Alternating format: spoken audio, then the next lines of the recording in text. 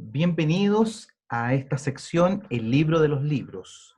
Hoy vamos a tener un nuevo capítulo que se titula ¿Cómo se formó el canon bíblico y los libros apócrifos?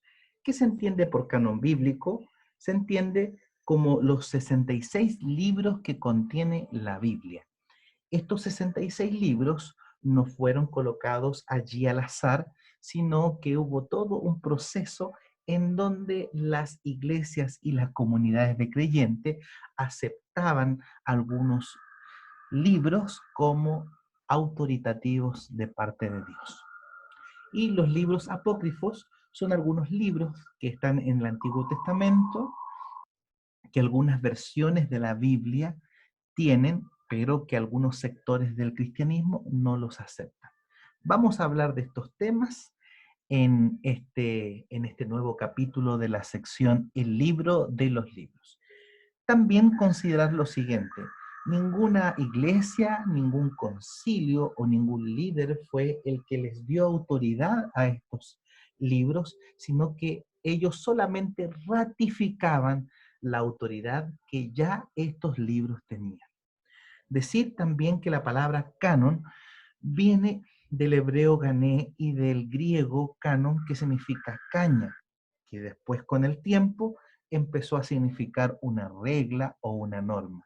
Orígenes acuñó también esta palabra canon como un índice de una lista.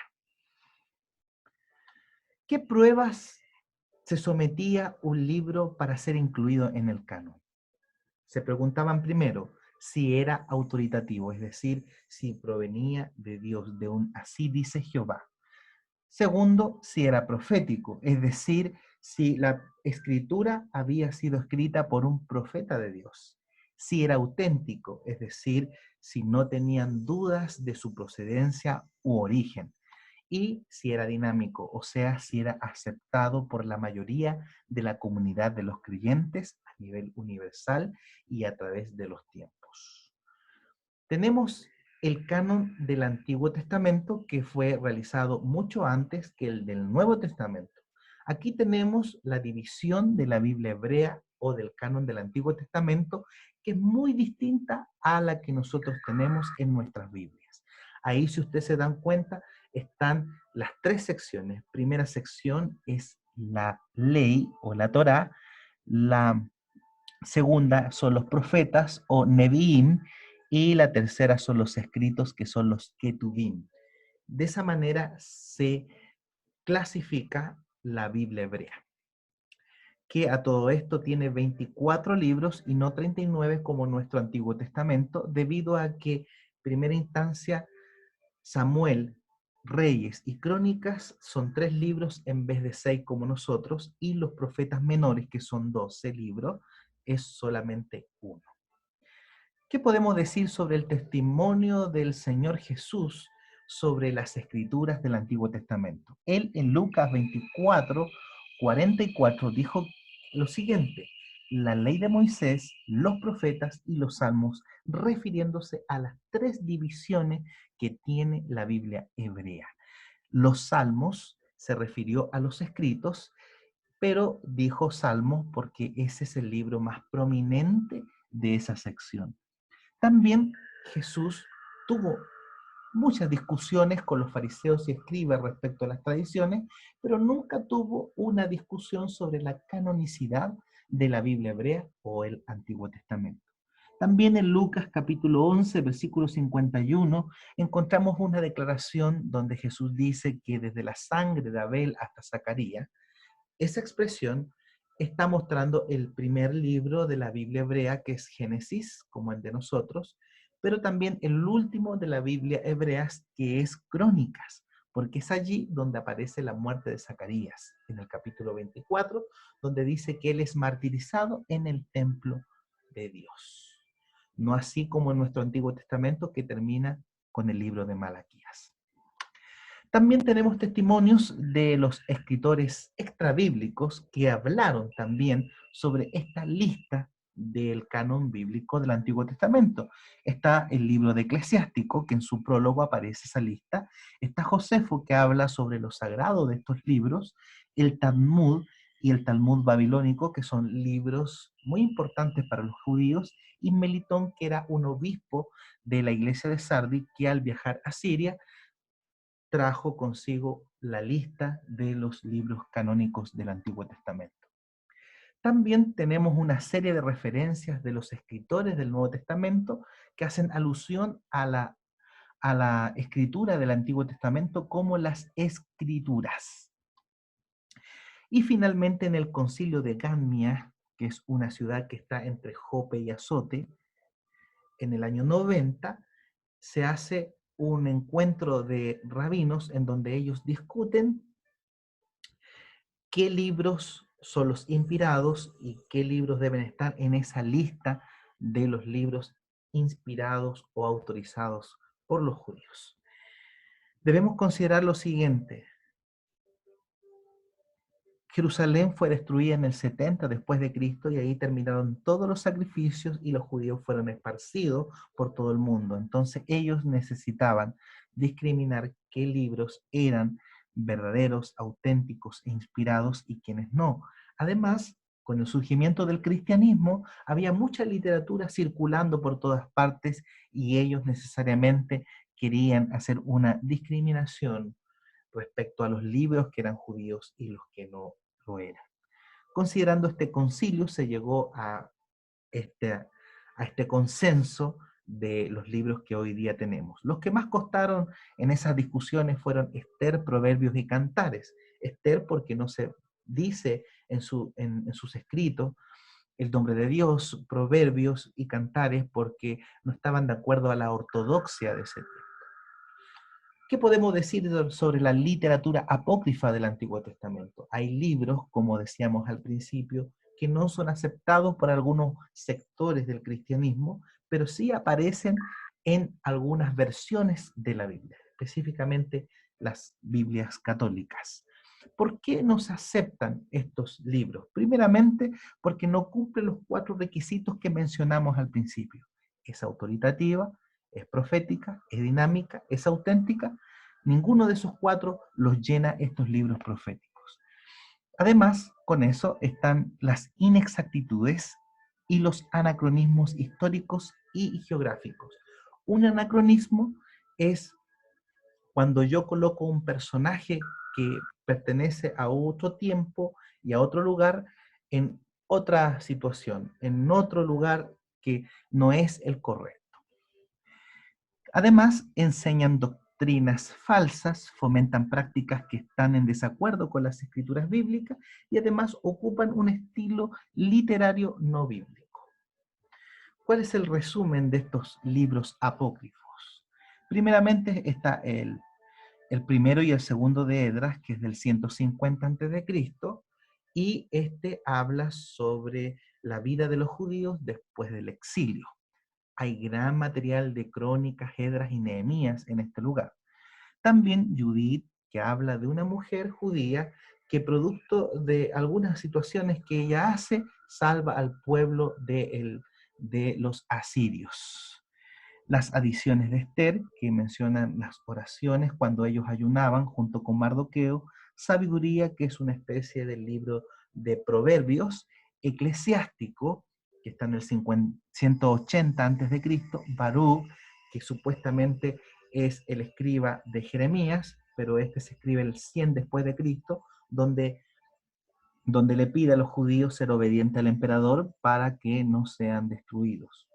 Daniel 13, que habla sobre cómo Daniel salvó a una mujer acusada injustamente de adulterio, y el 14, cuando Daniel, por medio de algunas cosas que él hizo, descubre la falsedad de la idolatría hacia los dioses.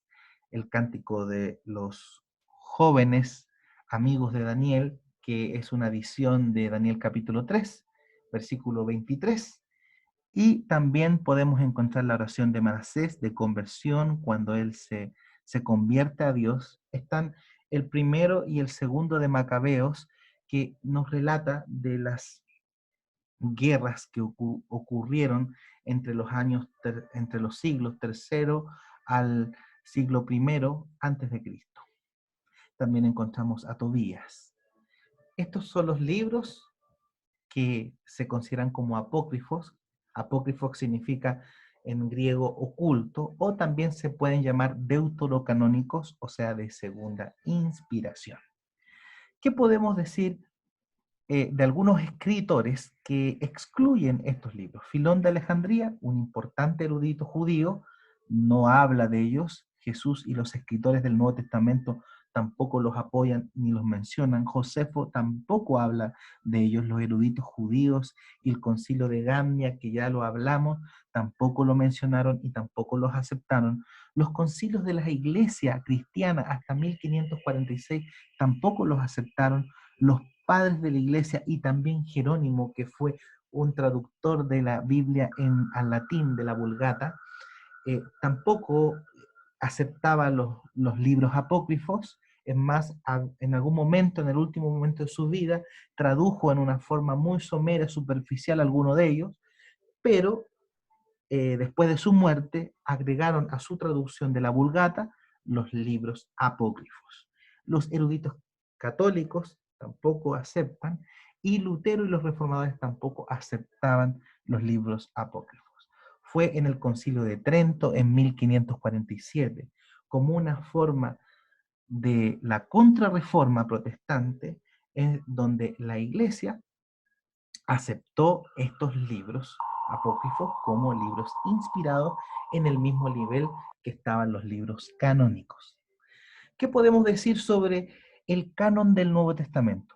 También se ocupaban las mismas pruebas. Es autoritativo, es profético, es auténtico, es dinámico, y además se le agregaba, tiene la aprobación apostólica, o sea, significaba no solamente que era escrito por un apóstol o dirigido por un apóstol, sino que tenía la aprobación de un apóstol esos escritos. Por ejemplo, Pablo, él no fue un apóstol directo de Jesús, pero él defiende su apostolado en Gálatas 1 y 2, donde él dice que recibió una comisión directamente del Señor Jesús.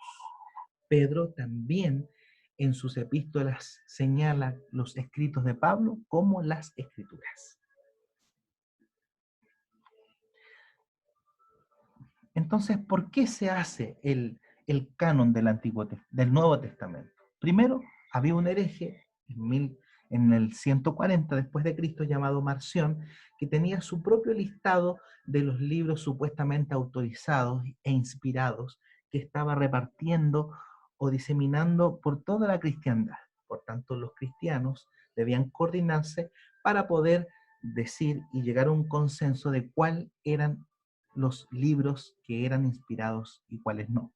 Las iglesias cristianas orientales estaban ocupando libros que tenían esoterismo, por tanto necesitaban eh, saber cuáles eran los libros inspirados. El edicto de Diocleciano en el 303, donde él manda a destruir la literatura cristiana, también era un hecho importante que motivó a la iglesia cristiana a realizar un canon del Nuevo Testamento, debido a que las personas que morían producto de la Biblia o por causa de la Biblia tenían que de alguna manera saber y tener la convicción de que estaban muriendo por algo santo, sublime, inspirado, y no por un mero libro.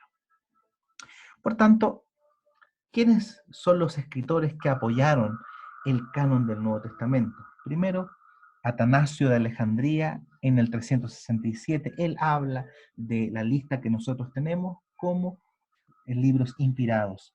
Jerónimo, Agustín, Policarpo, que fue discípulo de Juan, Clemente, Justino Mártir, Irineo, que fue discípulo de Policarpo, y Ignacio en el 115 después de Cristo también hablan de estos libros. Por ejemplo, Ignacio habla de Pedro y de Pablo, sus escritos, como inspirados por Dios. Es finalmente en el Concilio de Hipona en el 393 y luego de 6 años más allá en el Concilio de Cartago, donde los cristianos se reúnen y llegan a la conclusión y desarrollan una lista de los libros que son autorizados por la cristiandad como los libros inspirados, los libros canónicos del Nuevo Testamento. Debemos recordar que no es el concilio el que le da la autoridad a estos libros, sino que solamente confirman la autoridad que estos ya tienen a nivel de cristiandad, a nivel del grupo de los creyentes.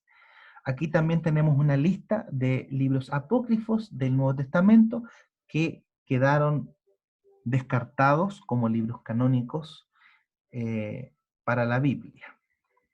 Y finalmente termino con Primera de Timoteo 3:16, donde dice: toda la escritura es inspirada por Dios y es útil para la enseñanza, para la reprensión, para la corrección, para la instrucción en justicia, a fin de que el hombre de Dios sea perfecto, enteramente capacitado para toda buena obra. Amigos, entonces, después de ver la historia de cómo se desarrolló el canon bíblico, los 66 libros que tenemos en nuestra Biblia, podemos decir que toda la Biblia, estos 66 libros, son inspirados por Dios y Él ha conducido todos estos procesos para que la Biblia que nosotros tenemos en nuestras manos, nosotros la consideremos como la palabra de Dios, que nos hace sabio para la salvación, nos enseña y nos capacita. Que Dios nos bendiga, que Dios la acompañe. Si te gustó este video, pone like, me gusta y suscríbete a nuestro canal.